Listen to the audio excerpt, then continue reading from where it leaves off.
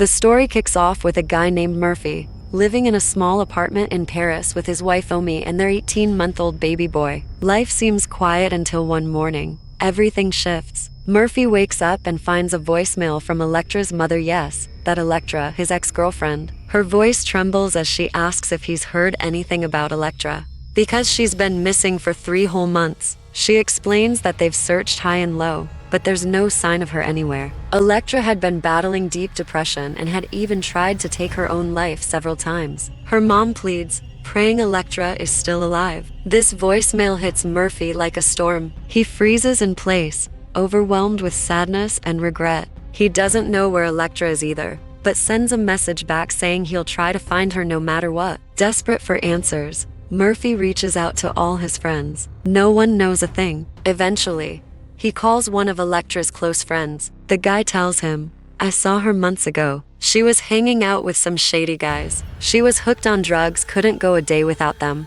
Murphy tells Omi that Electra has vanished and he's going out to search for her. Omi snaps. Her voice shakes with anger as she says, I accepted your past when I married you, but I can't tolerate this anymore. The truth? Their marriage is hanging by a thread. Murphy doesn't love Omi, not even close. They may live under the same roof, but there's no affection, no warmth, nothing real. He treats her like she's invisible, brushing her off again and again. Omi hates this, but she endures it for the sake of their little boy. She wants him to grow up with a father even if it means sacrificing her own happiness. She keeps trying to hold the family together, while Murphy keeps drifting away. Deep down, Murphy still longs for Electra. He keeps thinking, if only I hadn't messed up that day, I'd still be with her happy. The story jumps back to years, to a night when Murphy and Omi were in bed together. At the time, Murphy was still with Electra, but behind her back, he was secretly having a casual fling with Omi. Then came the accident. During one of their meetups,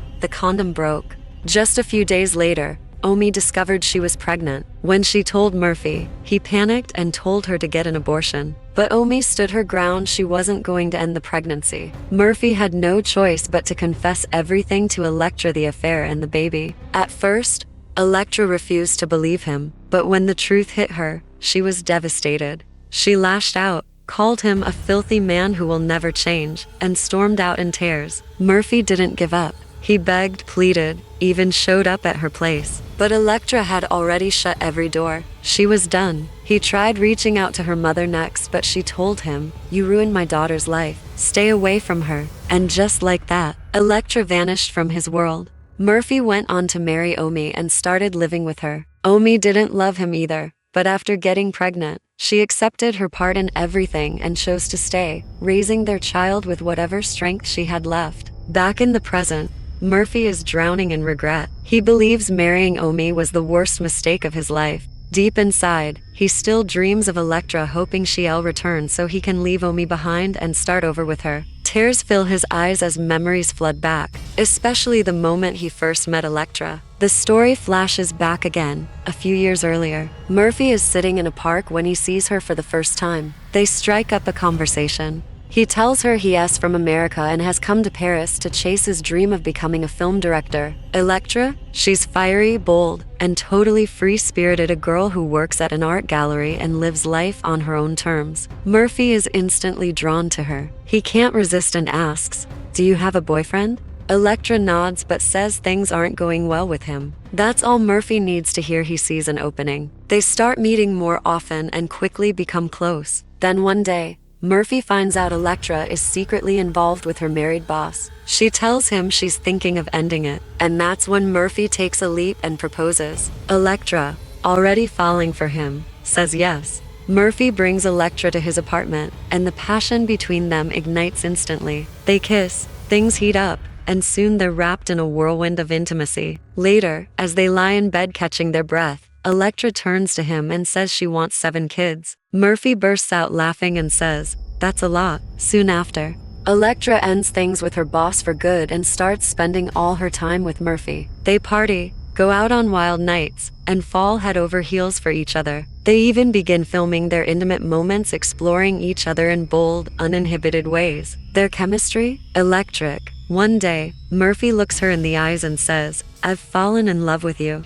"I want to marry you and be with you forever." Electra smiles and replies, "We don't know what the future holds, but I want to spend my life with you too." In the middle of their wild romance, the couple takes a dark turn. They begin experimenting with drugs, and soon, they're hooked. Despite the chaos, Electra introduces Murphy to her mother one day, and surprisingly, the meeting goes well. But the next night at a party, things spiral out of control. Murphy opens up to Electra, saying he wants to make a film not just about sex, but about real emotions. A girl at the party overhears this and becomes instantly attracted to him. She seduces him into the bathroom, and things go too far.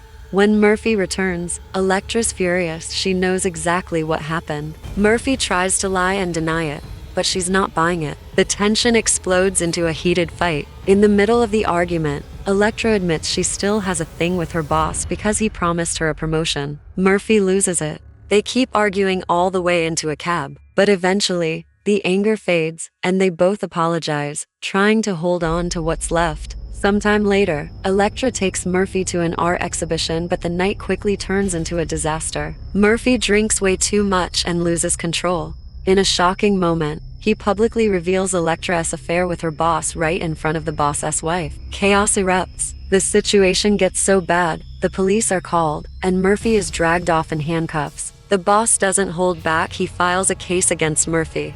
At the police station, the officer sees that Murphy was completely drunk and had physically assaulted the man. Getting out won't be easy, but Electra steps in and somehow convinces her boss to drop the charges. Murphy is released, but Electra gives him a serious warning: never act like this again. Murphy promises to change, and they try once again to fix what's broken. One day, Electra opens up to Murphy about a wild fantasy. She wants to be intimate with him and another girl. Murphy is unsure at first, but the thrill of it pulls him in, and he agrees. They head to a party, hoping to find someone to join them, but come up empty-handed. Disappointed, they return home, and end up getting intimate with just each other again. Not long after, a girl named Omi moves into the apartment next door. She's a college student, young, alone, and orphaned. Murphy and Electra quickly befriend her. Soon, Omi's always hanging around their place. It doesn't take long before Murphy and Electra introduce her to drugs, and one night, things cross a line. The three of them get high and end up getting intimate together. What started as passionate love slowly turns into reckless exploration, but the excitement begins to rot from the inside, becoming dangerous. Then, while Electra's out of town for work, Murphy gives in to temptation and sleeps with Omi again. They start a secret affair behind Electra's back. Murphy forgets that this is just physical and that one slip-up could destroy everything. Eventually, Omi gets pregnant, and when Electra finds out, she's shattered. She walks out on Murphy for good. Back in the present, Murphy is falling apart inside. He is still clueless about where Electra is, and the thought that something horrible might be happen to her eats him alive. His marriage is empty, lifeless. Electra's memories won't let him breathe. Every single day, they haunt him like ghosts. Questions torment him nonstop. Did I destroy Electra's life with one terrible mistake? Was I ever truly her soulmate? Does she even think about me anymore? Every moment he shared with Electra now plays like a movie in his head, a film he can't pause or forget. He's crumbling emotionally and finally admits to himself, Electra was the love of his life, and nothing can change that. But their relationship, born in blazing passion, slowly turned into a ticking time bomb. This story shows how dangerous it can be when physical desire overpowers emotional connection. Love doesn't survive the imbalance. Murphy now sits alone in the bathtub, crying hard. He realizes the brutal truth: ever since marrying Omi, he's neglected her. And even worse, his own child. The guilt crushes him. Murphy's obsession with Electra blinded him for years, and because of it, he never gave Omi or their little boy the love they truly deserved. Suddenly, his son walks over to him, and without a word, Murphy pulls him into a tight hug, sobbing and whispering apologies through his tears. In that raw moment, Murphy finally accepts his past and lets go of Electra's shadow. He makes a promise to himself. He'll become a better husband, a better father starting now. And just like that, the story comes to a powerful close.